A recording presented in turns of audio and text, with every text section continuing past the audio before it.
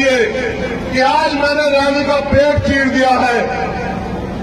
आज के बाद राजा बैलेट बॉक्स से तैयार होगा, आपकी वोट से तैयार होगा। उनको भरोसा था बाबा साहब अम्बेडकर को, उनको क्योंकि एहसास था इनके चरित्र में कि ये मेरे लोगों को न्याय नहीं देंगे, अधिकार नहीं देंगे, और जो अधिकार में देके जा रहा हूं उनको लूटने का, छीनने का काम करेंगे। इसलिए मेरे लोगों उन्होंने रुपया पैसा नहीं, तुम्हें करोड़ों रुपए से भी ताकतवर वोट का अधिकार दिया। तुम चाहो तो यहां के मुख्यमंत्री को हरा के उसकी नाक रगड़वा सकते हो अगर तुम चाहो। अब मैं आपसे जो बात कहने वाला हूं उस पर आप गौर करें। यहां जितने लोग मंच पे हैं सम्मानित हैं, उससे ज्यादा सम्मानित है आप सब लोग जो सामने बैठे हैं, मेरे नौजवान भाई, हमारे सम्मानित बुजुर्ग, और यहाँ जो किसी से कुछ नहीं कहती मेरी माए बहनें और हमारी छोटी छोटी बच्चियां, उनको बहुत बहुत धन्यवाद। देखो ना उनको तो अनुशासन को कहता, ना कहता बैठ जाओ, जिसको जहां जगह मिली है मेरी मां बहन को वो वहीं बैठी हुई। मैं आपका दोनों हाथ जोड़ के धन्यवाद करता हूं। जो धैर्य मात्र शक्ति में है वो कुदरत ने दुनिया में किसी को नहीं बख्शा। जीव को जो दुनिया में अगर सबसे ज्यादा धैर्य किसी को दिया वो हमारी मातृ शक्ति को दिया, हमारी बहनों माओं को दिया, अपने बच्चों को दिया। बहुत बहुत धन्यवाद आपका। सम्मानित साथियों, हम गंगापुर में हैं, लेकिन पता नहीं हमारे अधिकारों की गंगा कब आएगी। इतने दिन हुए हमें गंगा में डुबकी लगाते हुए, आज तक तो हमारे अधिकारों की गंगा हमारे पास नहीं आई। मैं इस मंच के माध्यम से जो समय समय पर संत गुरु महापुरुष जन्मे, मैं उन सभी को भी नमन करता हूं। ये राजस्थान की धरती, यहाँ भी बहुत सारे महापुरुष जन्मे जिन्होंने सामाजिक अन्याय, सामाजिक उत्पीड़न, सामाजिक गैर बराबरी के खिलाफ लड़ाई लड़ी। और जब मैं देश के किसी भी कोने में जाता हूं, हर प्रदेश में एक ना एक ऐसे महापुरुष पैदा हुए जिन्होंने इस समाज को अन्याय अत्याचार से उभारने के लिए, इनको मानव का जीवन देने के लिए, जिसमें स्वाभिमान सम्मान हो उसके लिए प्रयास किया और अपने प्राणों तक का बलिदान दिया।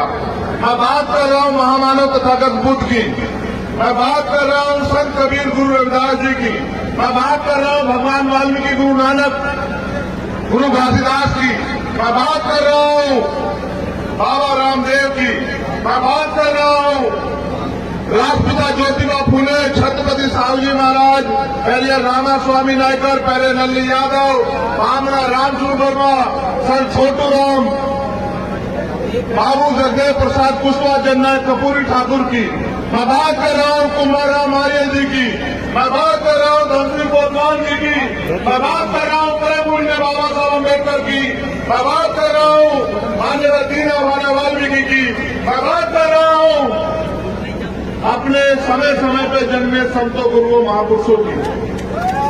इसलिए कर रहा हूं, चाहे वो महाराज सिंह भारती रहे हो या महामना रामसूर वर्मा रहे हो या फिर मेरे गुरु मान्यवर काशीराम रहे हो, मैं इसलिए उनकी बात कर रहा हूं कि आपको आपका इतिहास याद रहे।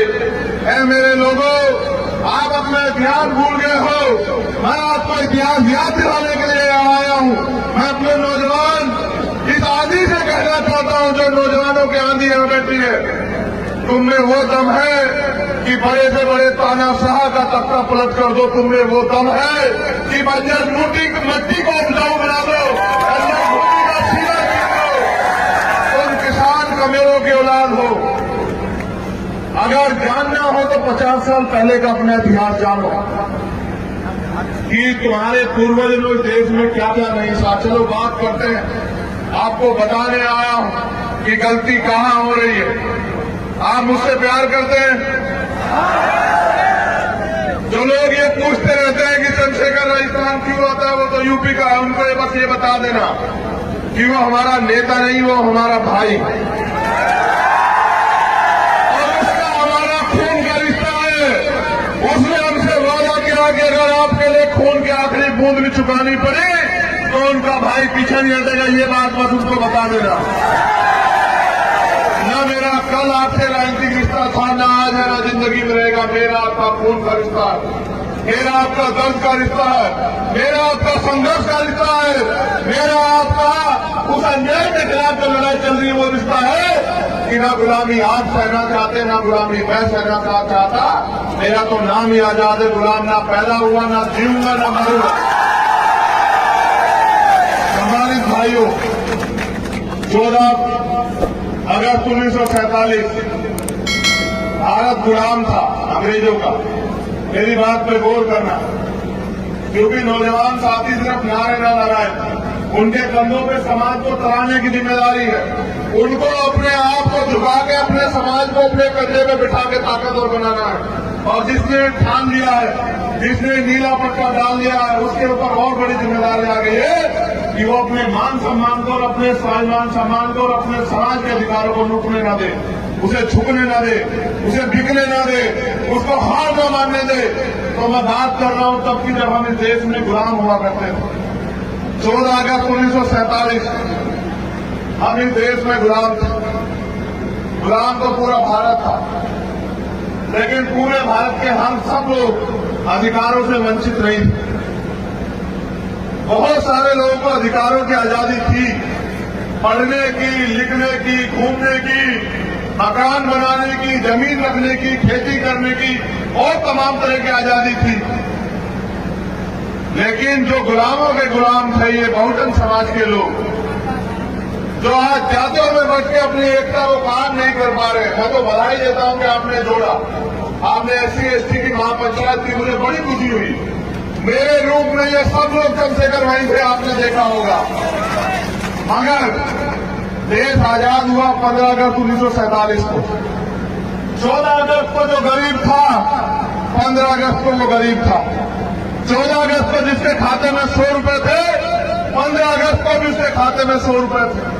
14 अगस्त को जिसके पास एक गज जमीन नहीं थी, 15 अगस्त को भी उसके पास एक गज जमीन नहीं थी। 14 अगस्त को जो सामाजिक असमानता का शिकार हो रहा था, 15 अगस्त को भी वो सामाजिक असमानता का शिकार हो रहा था। 14 अगस्त को जिसको मंदिर में जाने की आजादी नहीं थी, 15 अगस्त को उसको मंदिर में जाने की आजादी नहीं थी। 14 अगस्त को जिसको बिजनेस करने की आजादी नहीं थी, 15 अगस्त को भी उसको बिजनेस करने की आजादी नहीं थी। हमें आजादी कब मिली? जब 26 जनवरी 1950 को बाबा साहब अम्बेडकर के द्वारा लिखा संविधान इस देश में लागू हुआ। तब हमें आजादी मिली। क्या आजादी? कि हम भी सम्मान से पूरे देश में कहीं घूम सकते हैं, हम भी पूरे देश में किसी भी सरकारी जगह पे जो दूसरों का अधिकार है वो अधिकार हमें भी है, और हम भी बिस्लेरी का पानी पी सकते हैं। इतिहास पढ़ो, अब से लगभग 100 साल से पहले बाबा साहब अम्बेडकर आपको तालाब से पानी पिलाने के लिए लड़े। मेरे लोगों याद करो वो दिन। और आज उनके वंशज देखो, बाबा साहब के संविधान की देन है कि आज उनके वंशज बिस्लेरी का पानी पी रहे हैं। ये आजादी मिली 26 जनवरी 1950 को लेके। जो बात मैं आपसे कह रहा हूं उस पर गौर करना।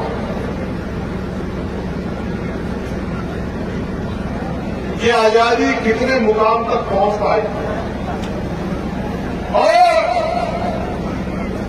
कितने अधिकारों के लिए आपको संघर्ष करना पड़ा, लड़ना पड़ा, आंदोलन करने पड़े, लाठियां खानी पड़ी, मुसीबतें झेलनी पड़ी। जैसा मैंने आपको बताया कि 26 जनवरी 1950 को आजादी संविधान के जरिए मिली, लेकिन संविधान के साथ ये शर्त रखी गई जो अंतिम सरकार बनी, पंडित जवाहरलाल नेहरू के नेतृत्व में बिना चुनाव लड़े, उस सरकार ने वादा किया बाबा साहब अम्बेडकर से कि जो संविधान में अधिकार आपने लिखे हैं, जो यो भाग 4 में नीति निर्देश तत्व में जो आपने इनकी तरक्की के लिए योजना बनाई है, जो आर्टिकल 340 में दलितों से भी पहले पिछड़े वर्ग की तरक्की का रास्ता आपने खोला है, जो सभी धर्मों को धार्मिक आजादी आपने दी है, जो किसानों को सब छोटूराम और बाबा साहब अम्बेडकर के रूप में जो गरीबों को जमीन मिले, जिसको चौधरी चरण सिंह जी ने बाद में करके भी दिखाया, वो जमीन रखने का अधिकार जो है वो अंतिम व्यक्ति को भी मिलेगा। ये बात और ये दावा वाला सरकार ने किया और बाबा साहब अम्बेडकर ने उन पर भरोसा किया, लेकिन बाबा साहब ने अपने बच्चों को भी कुछ कहा। वो ये कहा, जब उन्होंने पहले हमें वोट का अधिकार दिलाया था, उस वोट के अधिकार के खिलाफ सब लोग थे। कोई कहता था वोट उसको मिलेगी जो लगान देता, कोई कहता वोट उसको मिलेगी जिसका व्यापार हो, कोई कहता वोट उसको मिलेगी जिसकी जाति ऊंची हो, कोई कहता वोट देने का अधिकार उसको मिलेगा जो पढ़ा लिखा हो, जो पैसे वाला हो।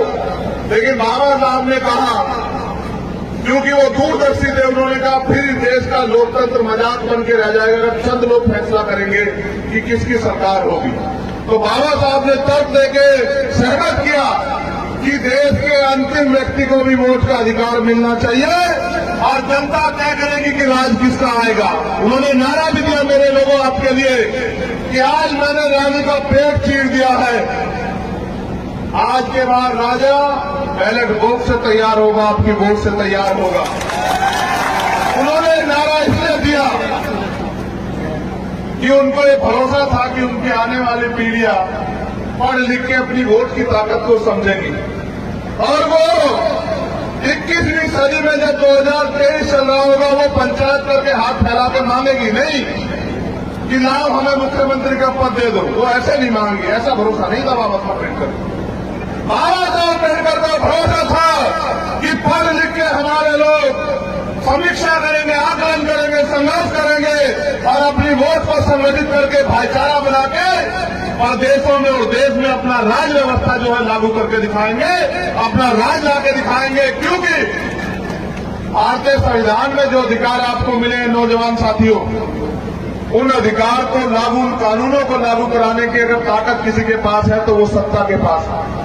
जिनकी सरकार होती है वो कानून को अपने तरीके से लागू कराते हैं और जो नए कानून बनने चाहिए आपके अधिकारों के लिए, उनको कानूनों को बनाने की ताकत भी इस पंडाल में नहीं, वो ताकत भी विधानसभा और लोकसभा के पास है। आप लाखों लोगों की भीड़ कर लो और वोट आपको 4 न मिले तो आप कुछ नहीं कर सकते हो।